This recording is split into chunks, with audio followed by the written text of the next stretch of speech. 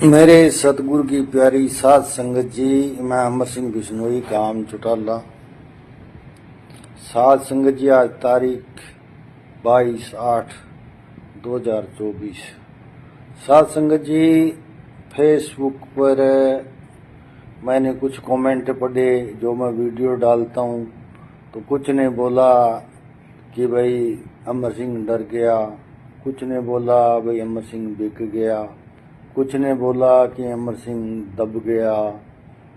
तो मैं आप लोगों को आज असली बात बताता हूँ। सारी साध संगत ध्यान से सुन ले मेरी बात को। एक तो मैं डरने वाला नहीं हूँ भाई, मौत सच्ची है और जिंदगी झूठी है, और इस सतगुरु के लिए मेरी मौत हो जाए तो मुझे और चाहिए ही क्या। ठीक है, बिकने वाला नहीं हूं भाई। करोड़ों में चाहे तो कोई सोने की लंका बना दे तो भी नहीं बिकने वाला हूं। ठीक है, दबने वाला नहीं हूं भाई। गलत काम करे वो दबे, मैं क्यों दबूं। और अब तो मैं तो कभी नहीं डरा, कभी नहीं दबा। मैं जहां कभी भी कोई गलत बात, चाहे परिवार में हो, चाहे समाज में हो, चाहे किसी जगह हो, मैं उसके खिलाफ बोल रहा हूँ। और ये तो डेरे का मामला है और सच के साथ खड़ा हूँ। मेरे प्रेमी भाइयों, मैं आपको आज एक हकीकत बताना चाहता हूँ कि 5 तारीख को एक सब इंस्पेक्टर मेरे पास आया और उसने मुझे सम्मन दिए। उसमें 5 आदमियों के नाम थे। भाई आपको 6 तारीख को काणावाली एसडीएम के पेश होना है। जब हम वहाँ 6 तारीख को पेश हुए तो टोटल हम 17 आदमी थे। 17 आदमियों पे धारा 751 लगा रखी थी। कोई हमने क्राइम नहीं किया था, वो भी झूठी लगाई थी। तो जब एसडीएम साहब के हम पेश हुए तो एसडीएम साहब बोले कि मैं आपकी जमानत तो यहाँ आकर शाम को ले लूँगा, डीसी साहब आपके साथ मीटिंग करना चाहते हैं। तो हमने कहा जी चलो ठीक है, मीटिंग करना चाहते हैं तो हम तो आम इंसान हैं, डीसी साहब करना चाहते हैं तो मीटिंग कर लेंगे। तो उस टाइम हम सिरसा गए फिर डीसी साहब के पास। उस टाइम हम लगभग 50 आदमी थे।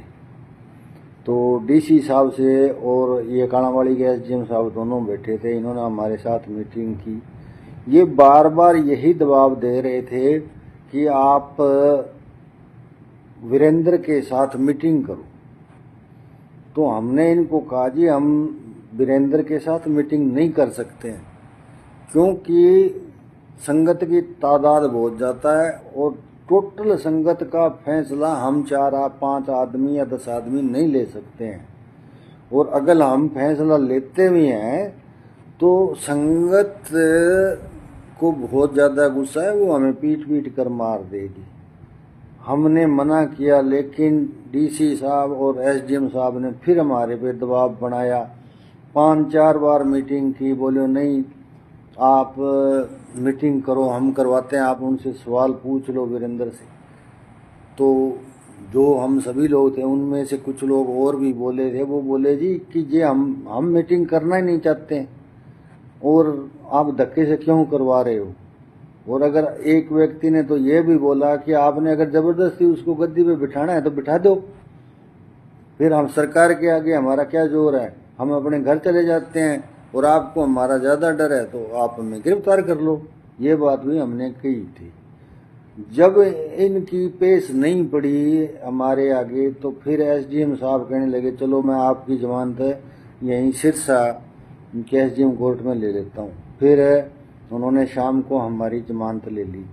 जमानत लेते ही जैसे ही हम वहाँ से निकले तो हमारे को सादी वर्दी में 7 पुलिस कर्मचारी, एक पुलिस की गाड़ी हमारे पीछे लगी और बड़ा गुड़ा के पास हमें फिर से गिरफ्तार कर लिया। 5 व्यक्तियों को गिरफ्तार करके काणावाली थाने में ले गए। फिर काणावाली हॉस्पिटल में हमारा डॉक्टरी चेकअप हुआ, मेडिकल करवाया गया और घर पे सूचना दी गई कि हम काणावाली थाने में हैं। जब ये सूचना दे दी कि हम काणावाली थाने में हैं तो हमें उठाकर रात को 12 बजे डबवाली के पुराना सदर थाने में लाकर बंद कर दिया। दूसरे दिन 24 घंटे से ज़्यादा पुलिस रख नहीं सकती है, तो पुलिस को पता था। दूसरे दिन पुलिस ने हमें सिरसा में जो कालामाड़ी के एसडीएम साहब हैं उनको सामने ही पेश किया। तो मैंने एसडीएम साहब से कहा, भी एसडीएम साहब आप अपनी पुलिस को पूछिए कि हमें क्यों गिरफ्तार किया था, क्यों रात भर रखा, हमने क्या क्राइम किया था। तो एसडीएम साहब एक बार तो पुलिस को बोलो भी इन्होंने क्या किया। हमने कहा भी हमारे फ़ोन चेक कीजिए, अगर हमने कहीं कॉल की है तो बताइए, हमने कोई गलत मैसेज डाला है तो बताइए। फिर एसडीएम साहब, मैं बिल्कुल सच टू सच बोलूँगा, एक शब्द झूठ एक शब्द गलत नहीं बोलूँगा, जो सच है वो बोलूँगा। एसडीएम साहब मेरे को अपनी कुर्सी पे बैठे थे, कहने लगे अमर सिंह जी मैंने आपसे अकेले में बात करनी है। मैं कहा जी सर कर लीजिए।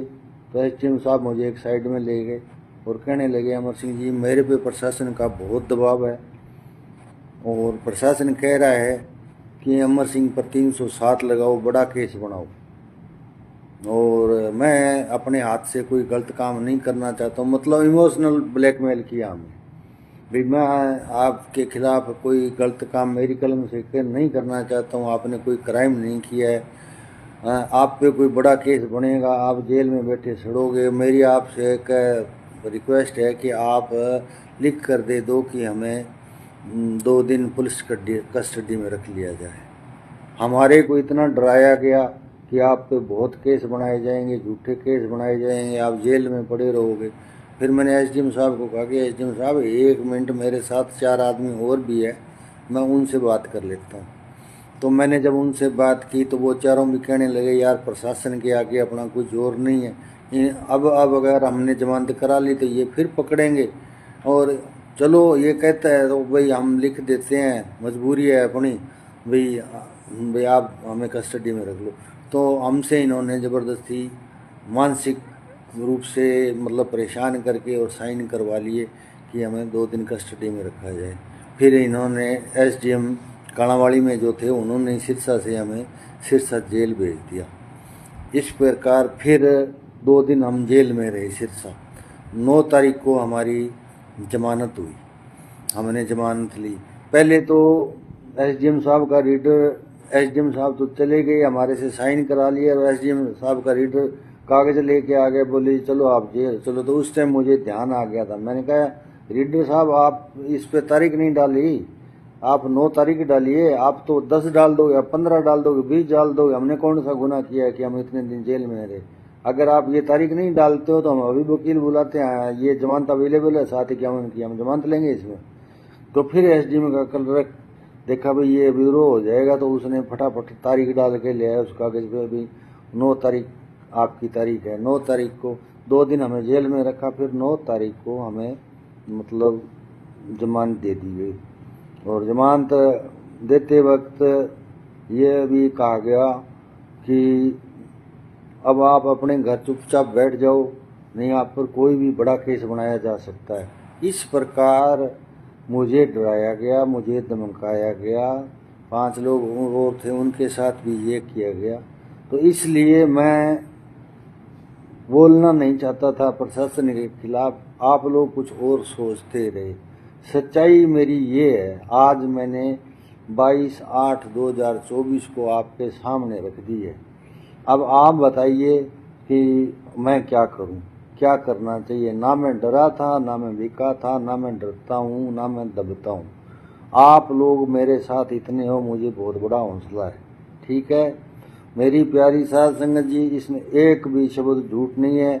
उस एसडीएम साहब को मेरे सामने खड़ा कर दो, उस डीसी साहब को मेरे सामने खड़ा कर दो, इनको इनमें मेरा एक भी शब्द झूठ निकल जाए तो मैं इस चीज़ का देनदार हूँ। तो साध संगत जी कारण ये है, मैं आपको बताऊं। बाकी अब आपने सोचना है मेरे बारे में, आप क्या सोच रहे हो आपने कहना है, आपने कमेंट्स में बताना है और लोगों को बताना है भाई ये बात थी। धन धन सतगुरु तेरा ही।